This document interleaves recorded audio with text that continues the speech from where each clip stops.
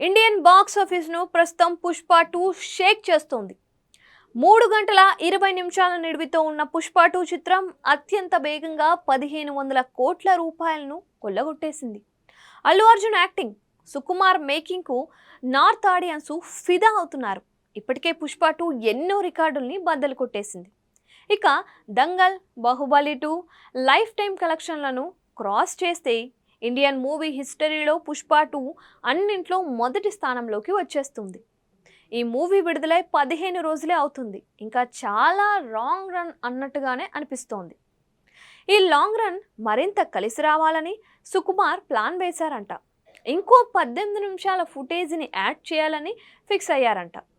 December 25 నుంచి ఈ కొత్త సీన్లను యాడ్ చేసి ప్రదర్శిస్తారంట.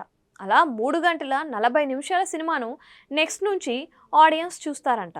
ఈ మేరకు సోషల్ మీడియాలో టాక్ అయితే వైరల్ అవుతోంది. మరి ఇది నిజమా కాదా అని తెలియాలి అంటే ఇంకొక రోజు ఆగాల్సిందే. అల్లు అర్జున్ ప్రస్తుతం ఇండియన్ మూవీకి బ్రాండ్ అంబాసిడర్గా అయ్యాడు అనిపిస్తుంది. నేషనల్ లెవెల్లో బన్నీ మార్కెట్ చూసి అంతా షాక్ అవుతున్నారు.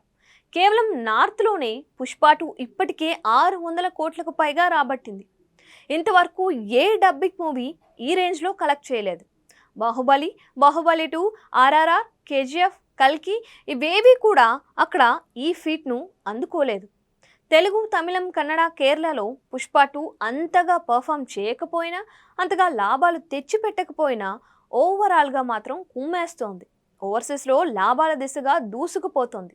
ఇక నార్త్లో అయితే ఇది వరకు ఎన్నడూ చూడని, ఇకపై ఎన్నడూ చూడని రికార్డుల్ని పుష్ప 2 క్రియేట్ చేస్తుంది. పుష్ప 2 హిందీ కలెక్షన్లు రాంగ్ రన్లో మరింతగా ఉండబోతున్నాయి అంటున్నారు మేకర్స్. చూడాలి మరి ఏం జరుగుతుందో.